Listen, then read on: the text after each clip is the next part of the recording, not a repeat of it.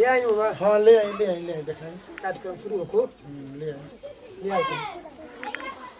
चलो। अरे लेट होता आता देरी होला। हां आगे नहीं लेके निकलो आओ लाओ तेल कुछ हो गया है वो। हां आओ तनी तेल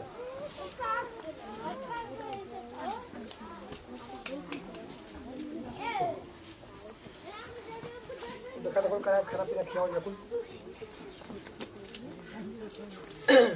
बोला नहीं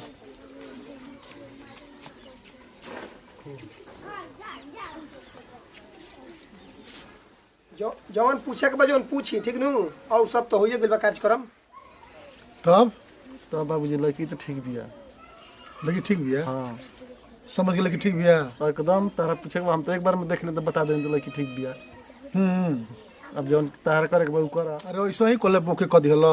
हमारा तरफ से तो लड़किया ले ना वो गाँव पूछ लो समझ लो देख लो हम देख ली तो लड़की ठीक बिया। तारा जौन पूछे के बाद तू पूछ लो। एकदम घबरा गेल बड़ा हम घबराए नहीं थी एकदम लड़की फ्रेश बिया। फ्रेश भी है हाँ तारा तोरा हम तो पूछब हाँ तो तू पूछा हम लड़की के पूछब ना होगा पूछब चलाई उठाई दिखाई हाँ तू कर देख के ओकरा बाद कुछ करब ठीक बा। पूछी का नाम हो मोना बाबूजी के रामलाल घर तर कहाँ हो घर बक्सर कुछ पढ़े लिखलू कौन क्लास में हम पढ़ीला सरकारी में तनी खड़ा होकर तो पूछिया तन दूर चला तहनिया लड़की में सेलियो काट लगी कुछ देखल हो हम तो ना बाबूजी कुछ देखनी है। तब का देखल खड़ा करनी तो का पूछिया तो बुझाता अरे बाबूजी ठीक बिया लड़की तनी खइले पिले बिया। और देख ले बढ़िया से फिर मत एक नंबर घर का बात हम कर देख ले बनी खइले पिले बिया लड़की तनी मोटाई बिया से दो गाय एनी टाइम लागेली सन तारा मोटाई लुकत न तू देख ले दोनों बेरा दूध ना पीनू आ एक फिर छिप दोस्त भात मत ना दिहो। खाइनू तो एकरा पेटे ना भरेला। रोटी ना खाई को बोले की ठीक बिया काजी रोटी ना खाई को बोले की हम चावल खाई अब के खाना खा के उठबे कौन दिन के कइला लगे 16 वर्ष तनी खड़ा को पूछिया तो अभी खड़े हो परी हां तनी देखी ओके जब हाल में मार देवा सब क्या तनी ने घुमता ज्यादा कुछ अब ये काम ठीक नहीं करो सुन ली बच्चा भाई का 20 साली रो वाला है ना खाओ घुमाओ घुमाओ रवा दिया बेटा का करले बानी लोग लेका सब ठीक बिया। लेका तैयार हो तब का सुने है ना घुमाओ ठीक काम नहीं क्या होता देखी रहुओ कोनो बुर्बक नहीं थी ठीक नु हां रहुओ समझत तनी ठीक नु आ उहो के समझ रहल बनी ऐसे क्यों बुर्बक नहीं खे हमने बुर्बक नहीं की जा तो लेका चनाक बा ठीक बात कहता हूं हां तो वे तो बतिया हमहू कहते नहीं अरे और लड़का के पसंद बारवा काहे दिक्कत होता ना बताई तो दिक्कत का बा लेकिन रहुओ समझत तनी विषय के आ इहो के समझते ऐसा बात हम तो समझिए गइल तो रवा के समझ आई खातिर बियाह को जाता है जब समझ गई नी राव तो परिवार समझ गई भइल। तो समझी राव अब देख लेनी अब बियाह शादी के दिन तय करी का हो ठीक है एक तरह 8 लाख दिहल बा हमरा तो गड़बड़ कुछ बुझाता है हमारा तो कुछ गड़बड़ नहीं खेलो। ठीक कह बात कहता है हां अभी बूढ़ा तुम करते हैं सुने उल्टा पलटा गलती में काम करता है दिया कोई बुढ़ावा के रुपया दिया 10 लाख हां तू काहे खातिर का जी अब का कहले बनी जब राउर लड़का के मंजूरे बा तो रुआ का बीच में माने मियां बीबी राजी तो क्या करें चाहिए हमारा तो अच्छा का लिखन हूं तब का तो हमारा से कहता नहीं लड़की ठीक बिया। ठीक बता लेकिन तू फिर दोस्त मत दिया मैं तो हम लड़की ठीक बिया। अब का सोचे तनी रहुआ बड़ा तू कहला कि ठीक बा तनी अपना जीजू ले पूछ लो का जी देखी तो अब तो हमारा तो ठीक बिया। का जी का बुझाता सब देखला हवा हाँ सब हम देख ले सब ठीक बा सब ठीक बा। चलाइला बाबूजी देखला हवा हाँ हम देख ले कुछ दिखाई ना देला का के दो गाइब से है ने होने बेटिया पार्टी के अपना बोले के चाहिए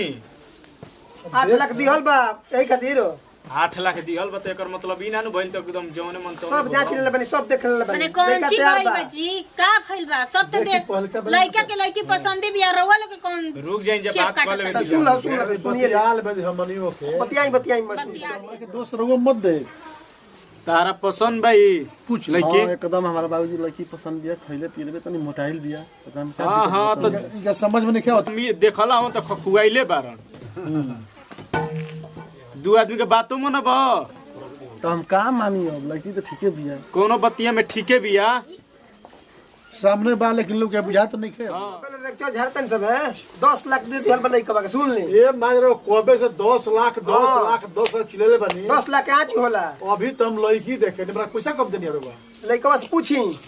लड़का के दल बनी हां 10 और लाख लड़का के पहले ही दिया करावा के चोदो हित राम आ तू आगे ही घोट ले ले बारो। यानी नु देखी खेला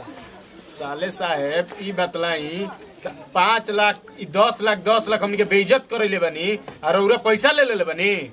मैं बेइज्जती करावत ना हम का करावत नहीं आजकल जानते बा तो ये होते बा। तो पैसा पहिले ले बड़ा तो का करेंगे और तुम के जानकारी ना पैसा ले लिहल तब हमनी के काहे खातिर आइलन जा। अब बियाह के दिन तय करी लो। हमनी के कोनो चीज हलानी के तो हम चलत तनी जब पैसा उ लेये लेलन हमनी के झुटिया का हम आइल बनी तो हम जात तनी ठीक नु का वही खातिर ले आइल ह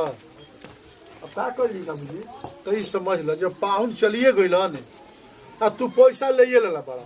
तो बबुआ तू बियाह कर ठीक नु 1 कट्ठा जमीन लिए बक्सर में तू बियाह कर हमू चलतनी लइकवा ला पैसा ऐसे ल आ ले आके आ घरे मत लिया कहिया लेके चल जियो जा 1 कट्ठा जमीन किन दिहल बा रंग बनाला में ना होई मैं तई बा